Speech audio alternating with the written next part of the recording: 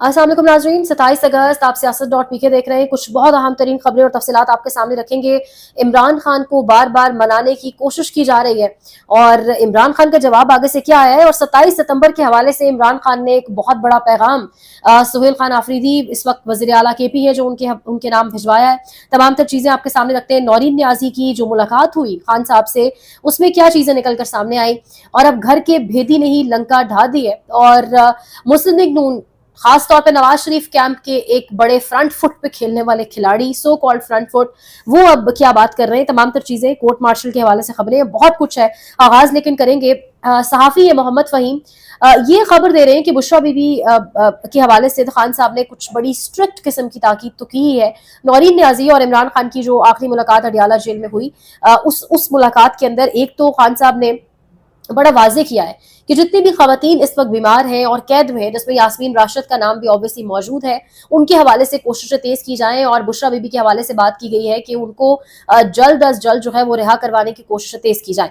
इसके साथ साथ मोहम्मद फहीम ये बता रहे हैं कि नौरीन न्याजी मुलाकात का हवाल बताते हुए बता रही है कि प्रेशर क्रिएट किया जाए और प्रेशर टैक्टिक्स दिखाई नहीं दे रहे। ये जो निजाम है, जो मौजूदा हुकूमत है, इसके ऊपर प्रेशर क्यों क्रिएट नहीं किया जा रहा। 27 सितंबर के मार्च में अब सिर्फ एक महीना रह गया है और कोई माहौल नहीं बन रहा, कोई हाइप अब तक दिख नहीं रही। और इसके साथ साथ ये भी कहा गया है कि पार्टी क़यादत के ऊपर इस वक्त इमरान खान खासे गुस्से में है और वो कह रहे हैं कि एक माहौल बनाने की कोशिश करें।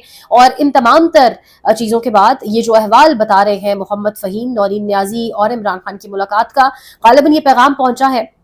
अब सुहेल आफरीदी ने इतवार के रोज एक अहम इजलास बुला लिया है और इस इजलास के अंदर जुनैद अकबर खान, गालिबन कहा जा रहा है अली गंडापुर और तमाम तर जो क़यादत है, जितने भी लोग हैं, तमाम टिकट होल्डर से लेके तमाम MPs MNAs, उनको बुलाया जाएगा। इतवार के रोज ये इजलास होगा। लॉन्ग मार्च की स्ट्रैटेजी के ऊपर बेसिकली बात की जाएगी। सो इतवार को क्या चीजें निकल कर सामने आती है, क्या हम माहौल बनता हुआ देखेंगे। क्योंकि अभी एक ट्वीट में पढ़ रही थी, गालिबन ज़ईम लगारी ने किया हुआ था, वो कह रहे हैं कि खान साहब ने बड़ी स्ट्रिक्ट हिदायत दी है जेल से। उन्होंने कहा है कि 27 सितंबर को लॉन्ग मार्च लेकर आओ। सुहेल आफरीदी को उन्होंने कहा है कि मैं तुम्हारे पीछे खड़ा हूं। अब इसका कॉन्टेक्स्ट बड़ा इंपॉर्टेंट है। इमरान खान को बार बार ऑफर्स की जा रही है। सहाफी असदुल्ला खान साहब कह रहे हैं, खान साहब को बार बार कहा जा रहा है कि आप शिफा जाएं, वहां पर इलाज करवाएं और उसके बाद आप वहां से बनी गाला चले जाइएगा। लेकिन इमरान खान साहब ने वाजे कर दिया है कि मैं अगर रिहा होता हूं तो सिर्फ अदालतों के जरिए होगा, अदालतें फैसला सुनाएंगी और उसके बाद मैं रिहाई जो है मुझे मिलेगी। इस तरीके से मैं डील लेकर बाहर नहीं जाऊंगा।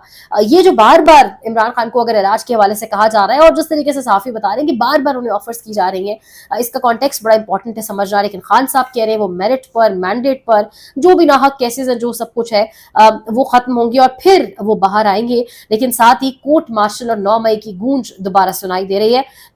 ये खबर इस वक्त ये आ रही है कि जो इमरान खान और फैज हमीद वाले मामले को जोड़ा जाएगा और फैज हमीद का कोर्ट मार्शल जो अब तक चल रहा है, वहां से कोई गवाह ऐसा बयान लिया जाएगा जिसको इमरान खान के खिलाफ इस्तेमाल किया जाएगा।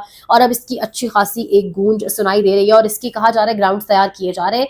और गालिबन ये एक वो आखिरी टैक्टिक होगा या आखिरी हरबा होगा, आखिरी ट्रैप इमरान खान के गिर्द बुनने जाने की एक कोशिश होगी, जिसको सामने रखकर, जिसको दिखाकर कहा जाएगा खान साहब से कि अब आप ऑफर मान लें। ये भी इस वक्त एक डिस्कशन मुख्तलिफ फोरम्स के ऊपर चल रही है। एक तो ये सारी मुलाकात का अहवाल और 9 मई के हवाले से जो सिचुएशन थी वो मैंने आपके सामने रखनी थी। लेकिन साथ ही साथ इम्पॉर्टेंट ये है कि जावेद लतीफ, आप जानते हैं जब कोई हुकूमत गिरने लगती है नून लीग की, या जब नून लीग पर बुरा वक्त आने लगता है, फिर नवाज शरीफ साहब अपने कैंप के ऐसे लोगों को सामने कर देते हैं और फिर वो अवामी एक मौकफ या बयानिया और एंटी एस्टैब्लिशमेंट और सब कुछ बनाने की कोशिश की जाती है। ये भी वो निजाम, वो नवाज शरीफ जो लाख से जायद वोटों से हारे हुए हैं, जो कोट लखपत जेल में बैठी यास्मीन राशिद साहिबाएं, जो लोहे की बनी एक खातून है, जिनको सुख सलाम है, जो भरभरियत जुल्म वो बर्दाश्त कर रही है। यानी ऑनेस्टली उस पर तो पूरी एक डिबेट हो सकती है, पूरी किताब लिखी जा सकती है, पूरा एक अलग से वीडियो की जा सकती है। और जो हारे हुए, जो अवाम की जानिब से धुतकारे हुए मियां मोहम्मद नवाज शरीफ हैं, उनके कैंप के अब जावेद लतीफ सामने आ गए और वो कह रहे हैं कि वोट ऑफ नो कॉन्फिडेंस जो इमरान खान की अगेंस्ट थी, वो एक तो उस वक्त की एस्टैब्लिशमेंट की जानिब से की गई थी।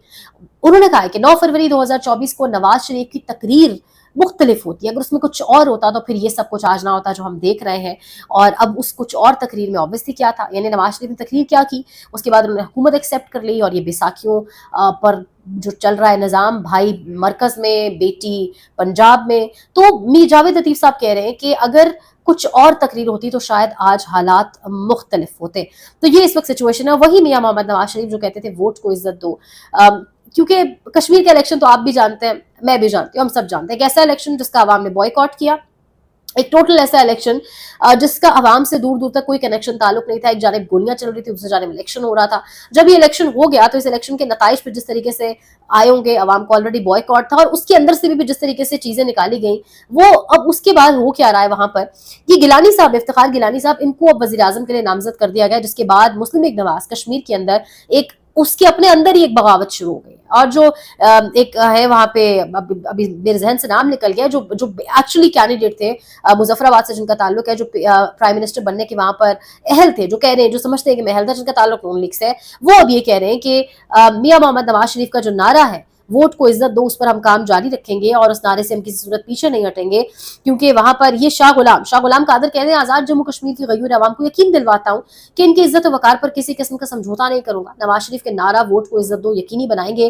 तो ये इफ्तिखार गिलानी साहब कहां से आ गए हैं, इनको किसने बनाया है? अब एक जानिब आवाज उठ रही है कि एक हारा हुआ शख्स कैसे वजीर आजम बन सकता है। वैसे हमारे मरकज में भी हारा हुआ शख्स, एक हारी हुई जमात थी, दो जमातें दोनों इनफैक्ट, वो इस वक्त वजारत उज़्मा पर भी, तमाम के तमाम इक़्तिदार पर भी काबिज है।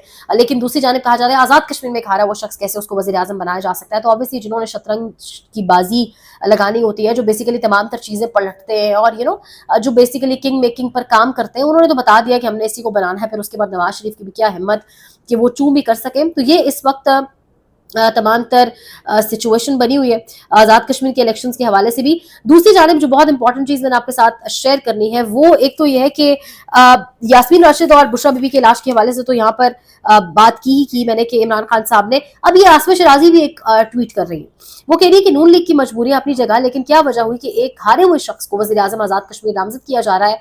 क्या ये फैसला कश्मीर के मारूजी हालात में जख्मों पर मरहम रख पाएगा? वोट को इज्जत दो का बयानिया मुकम्मल दफन हो चुका। तो बात तो बड़ी सादा सी है, और बात यह है कि क्या इस वक्त मरकज के अंदर, वफाक के अंदर कोई हारा हुआ शख्स नहीं बैठा हुआ वजीर आजम की कुर्सी पर, लेकिन वहां पर इन सब के मुंह को ताले लग जाते हैं, और हारा हुआ निजाम है, हारा हुआ तमाम तर ये इस वक्त सेटअप है।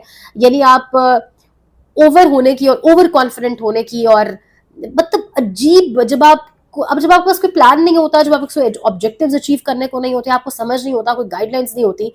अब सबसे पहले तो सेक्रेटरी जो सेहत है, सेक्रेटरी हेल्थ, उनको हटाया गया कल पिम्स वाले एक अंधोनाक साने के बाद, जो बेसिकली कौमी साने हैं, लेकिन शायद हम इतने ढीठ हो चुके हैं कि अब कोई चीज़ इतना बॉदर ही नहीं करती लिटरली। यानी आवाम को सड़कों पर होना चाहिए था। ये काम किसी तरक्की याफ्ता मुल्क में हो जाता, किसी तहजीब वाले मुल्क में हो जाता, तो यहाँ पर मेरे ख्याल से 10 कुत्ते भी किसी के यहाँ मर जाते।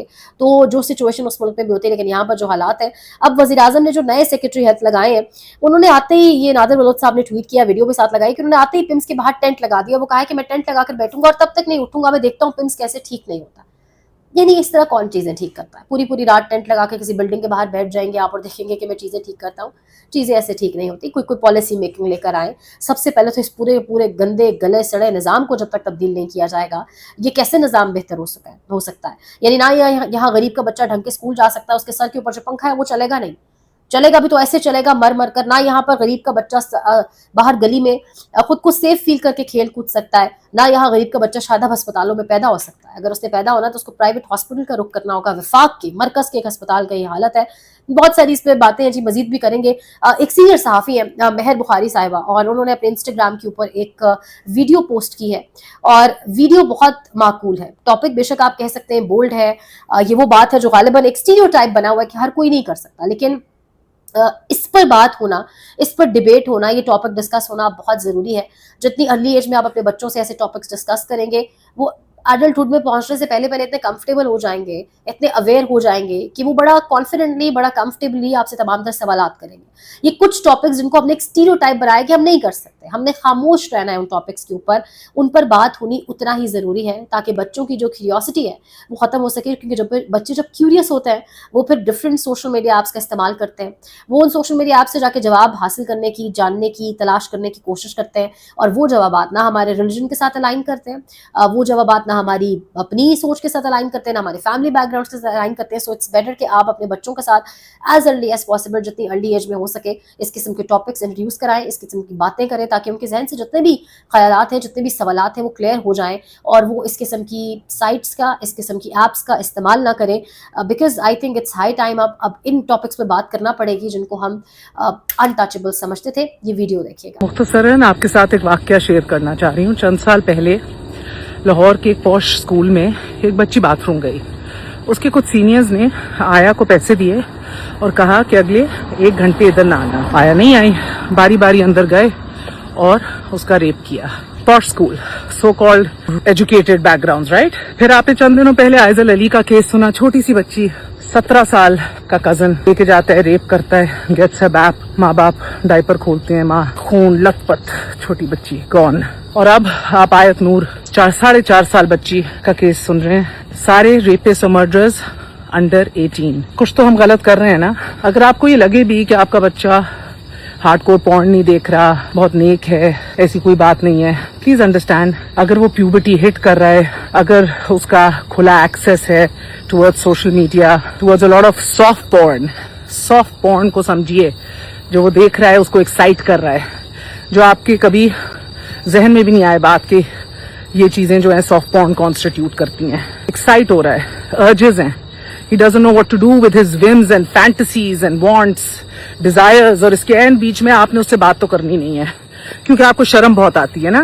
صحیح اور غلط سکھانا نہیں ہے. قاری صاحب نے صرف قرآن پڑھا دینا ہے، مگر سیکشول ٹاک، حلال حرام، رائٹ رانگ، صحیح غلط، آنکھوں کی حیا، پردہ شرم، یہ سب کچھ تو بتانا نہیں ہے کہ بیٹے آپ کی ایک عمر آئے گی جب آپ کو یہ you'll want this and you'll think about this. تو کیا کرنا ہے تب. سو دین کیا ہمیں نہیں پوچھنا چاہیے اپنے آپ سے ہم صحیح پرورش کر رہے ہیں، کہ ہم واقعی نیک آدمی اور مرد ریز کر رہے ہیں اس معاشرے میں، یا حیوان، پریڈیٹرز، ریپسٹ، مرڈرز. کیا ہمارے بیٹے کے ہاتھوں دوسروں کی بیٹیاں محفوظ ہوں گی؟ کیا یہ سوال نہیں بنتا؟ کیا یہ ہمیں نہیں پوچھنا چاہیے؟ اینڈ آئی سے this because I truly think, میں تو بہرحال بیٹیوں سے بھی اس حوالے سے بات کرنے کی بہت قائل ہوں. ساری گفتگو کیجیے، talk to your daughters, but more importantly talk to your sons. Engage کریں، جتنا نہ کریں، ڈونٹ امبیرس می، یہ بات نہ کریں، استغفر اللہ، جو بھی کہیں، ٹاک ٹو دیم پلیز. باپ ہے تو بات کرے بیٹے سے، ماں کر سکتی ہے تو بات کرے بیٹے سے، اس پہ نظر رکھے. آئی تھنک پوری قوم ایک صدمے سے گزر رہی ہے جو دیکھتے رہیے سیاست.pk.